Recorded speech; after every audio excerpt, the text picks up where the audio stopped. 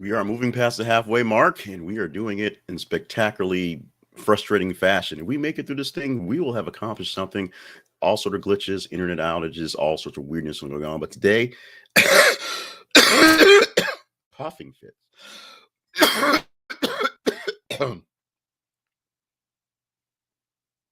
Apologies. So much for promises kept. Wednesday, November the 30th, 2022. That is the day today is, as we give you news stories from the past day to start off your morning and to get your conversation going. So we're going to get in that pretty darn quickly because we're already a bit behind. We want to make sure we pick up on the pace. I want to remind you that our main website's home is thisisconversationproject.com, and the buttons work for that one. You can see that as well in the scroll. There it is. And if you're not watching it, then you can't see the scroll, which is why we pronounced it as this is the conversationproject.com. Find out more details about us, the Conversation Project, and things we're doing, things we're not doing, and things apparently we're not doing so well at the website, including more links for sponsors and partnerships and other ways to find us, if you will. Glasses on so I can see. Let's get into the news stories right now pretty quick. Starting off with Jiang Zemin, Chinese former president and many firsts, dies at 96 years old. Check out the link on this one because I literally posted this not even an hour, more like 15 minutes before I pulled the data for the conversation to give you this thing today. This popped up here and it was the number one trending thing.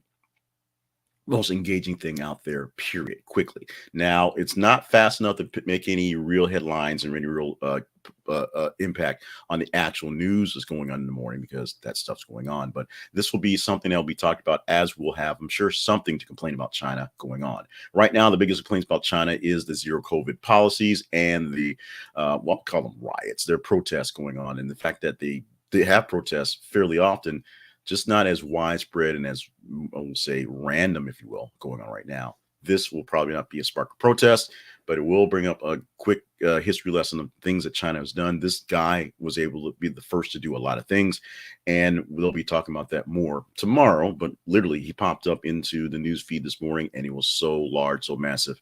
He's the tops, and he just is. Let's move on to story number 2. Clarence Gilyard Jr., die-hard Walker, Texas Ranger actor and university professor, dies at 66. This actually happened much, much earlier in the week or late in the weekend, if you will. It just took us a while to get it posted in there. And because of the strength, the length of the things we do in these things, we're talking about it now. This one did not get a lot of coverage because he wasn't a mainstream actor. In being a African-American actor, he wasn't the next black guy. He was kind of that guy and that thing, one of those type actors. But we are going to mourn the loss of the character actor, we'll call him that, who, was part of what made Walker, Texas Ranger what it was. And of course, doing other things along the lines as well. Died this week at the age of 66. Tiger Woods says Greg Norman has to go, quote, for LIV Golf to coexist with PGA Tour. Now, I think there's probably more issues with LIV Golf versus PGA Golf than just Greg Norman, but apparently Tiger Woods and various other people aren't so happy with the leader of the golf tournament.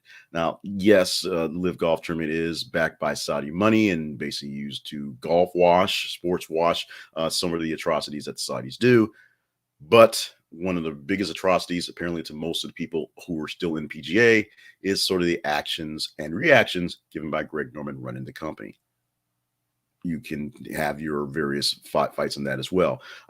If you think Greg Norman's a problem with LIV Golf, not the fact that it's two big glitzy golf tours going on, you'll see. It's, as you have seen, maybe you've seen, pay attention in the past, competing sports leagues don't work out very well because they can't compete. One must be dominant, the other must be the feeder to other things.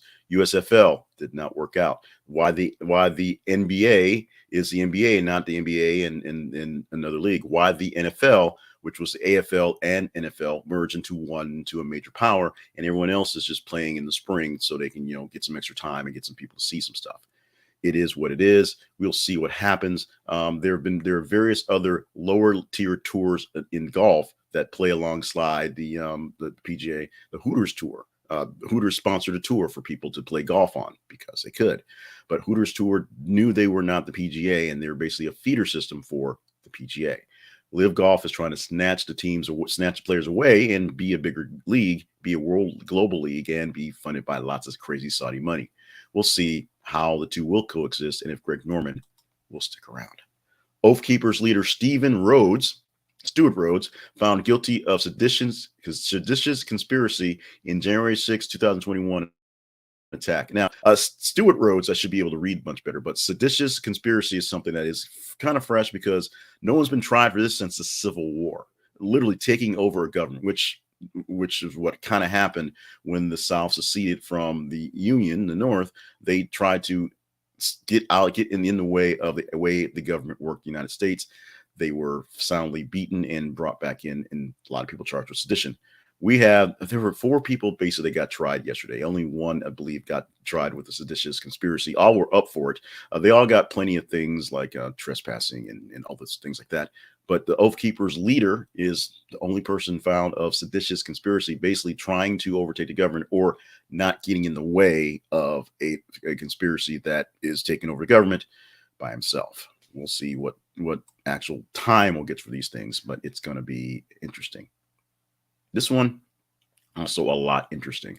Walmart worker who survived mass shooting at Virginia store files $50 million lawsuit because that's what we do. Will this one play out in court? Literally, I don't know. But right now, one worker has jumped in a lawsuit for safety concerns and threat of life, things like that. And this is a survivor. This is not a family member of someone who actually died. We're going to see how the lawyers come through with this one, good, bad, or indifferent, and how well people will make out on this stuff, good, bad, or indifferent, on the one tragedy. People will try to make money off it. People are also looking for justice and closure as well. So we're not saying every single person filing a lawsuit for something like this is a bad thing. We're not even saying this one is a bad thing, but we're saying that a lot of people will swoop in when there's a tragedy to pull some money from a place like Walmart, which has a lot of money, but isn't just passing out for things like this.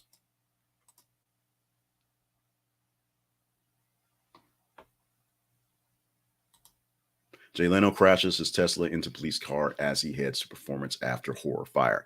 This was teased yesterday, and this is the payoff for this one. Go to our website and click on the link for this one. Go deeper in this one.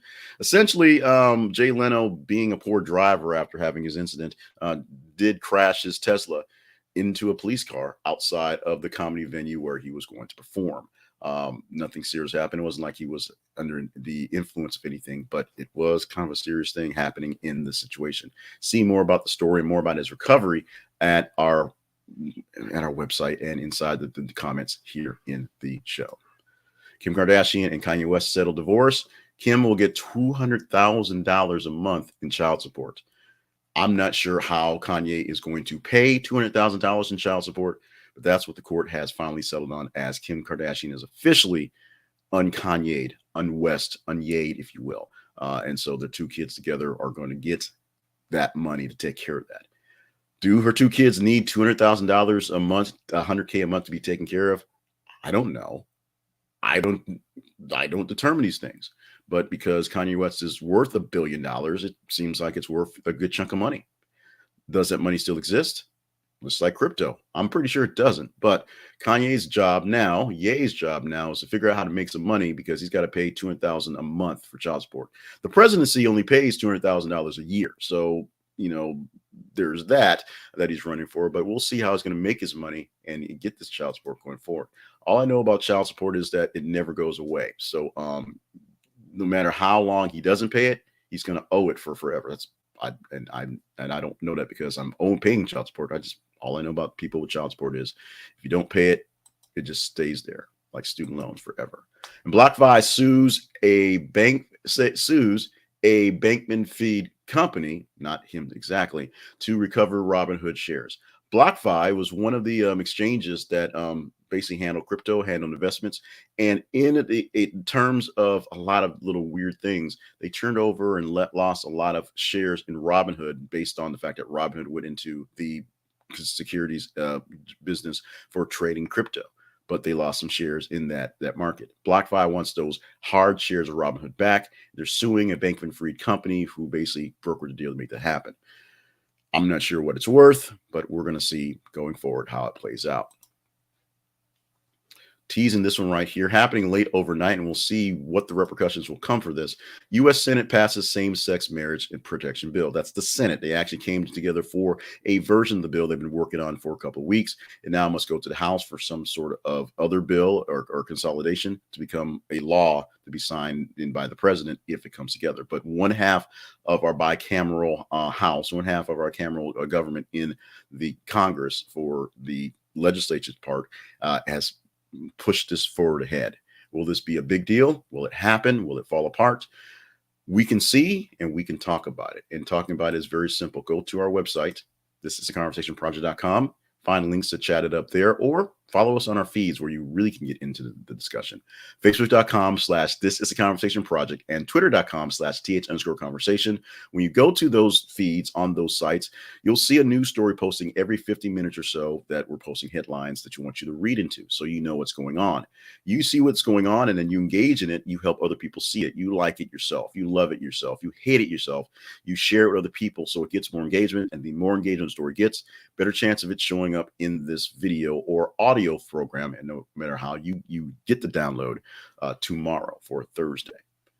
Now we're going to talk very quickly about ads. We talked briefly about the sponsors page, so you can go to our sponsors page on our website. This is conversationproject.com/sponsors and see a full list of sponsors that can help us, because they help you out and we get a bit back from them. But let's talk about Fundrise today. Investments are a tricky thing, as you can see. We had a story today about Robinhood, the investment platform, and how their outstanding shares got pulled in the massacre that was building the platforms to trade crypto, and how one company wants them back.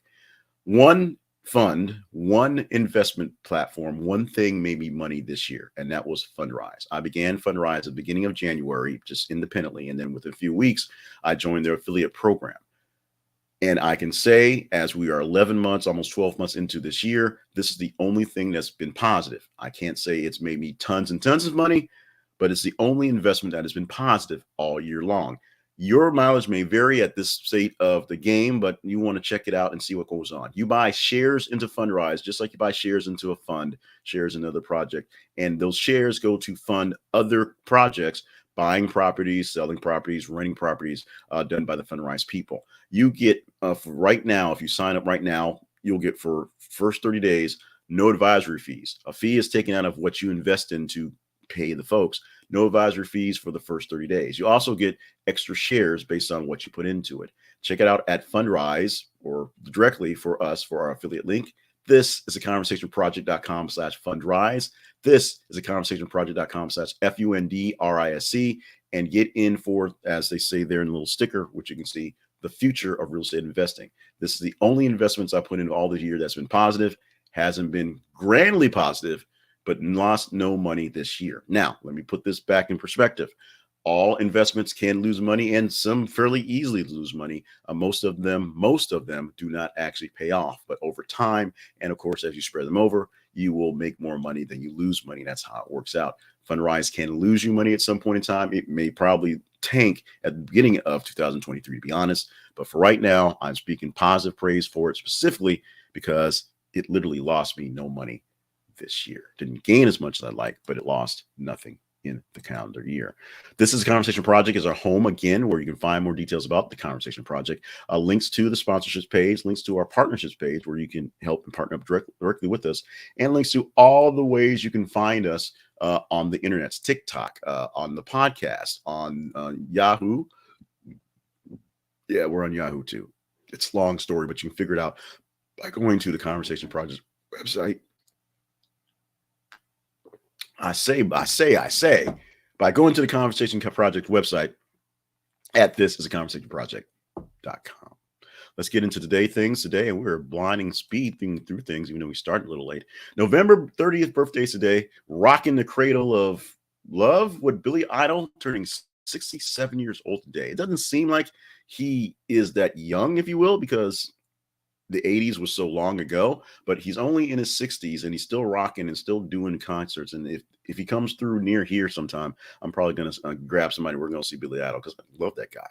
Ben Stiller at 57 years old today, the comedian, the actor, the writer, the producer, the movie maker, turned 57. And Kaylee Kuko, who is 37 years old today and being mentioned today pretty much because of Christina with the K being a fan of hers. There were other people to put in there. I mean, Eliza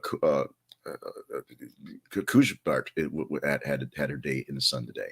We would have went with her for the retro, turning 40, but we went with Kaylee Cuoco. Today is Personal Space Day. You celebrate today by acknowledging that people have a right to not be touched, not be bothered, not be encroached on, not be breathed on, not a real word, not be poked, not be stared at, not be bugged.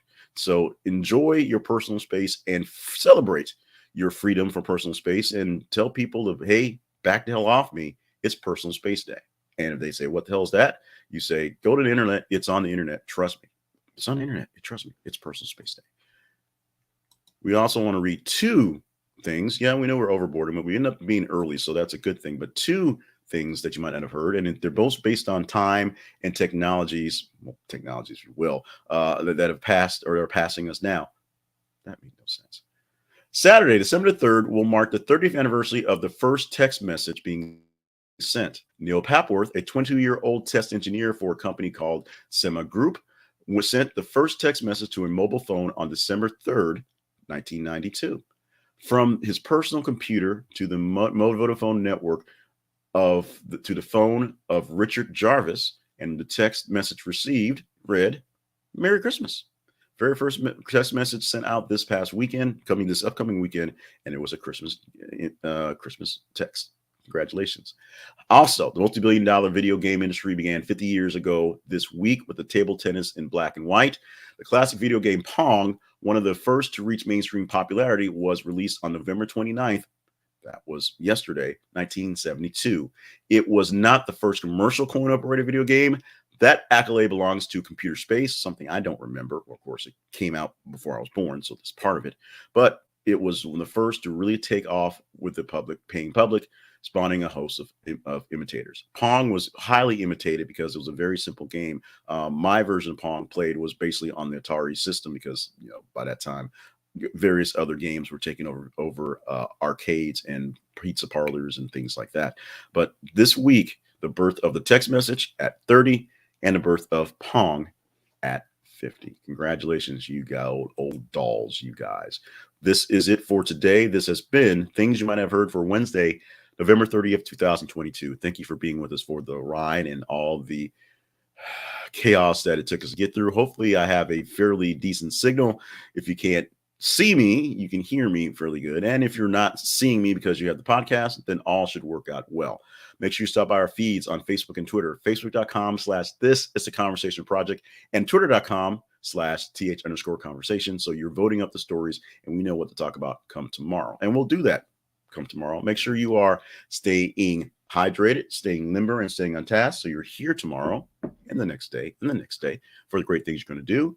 And we're going to go ahead and get back to the work. We got news stories posted. We got some things we're in the works. We're going to try to work on another You're Welcome thing today if we can make some time for that. And we're just going to enjoy this Wednesday.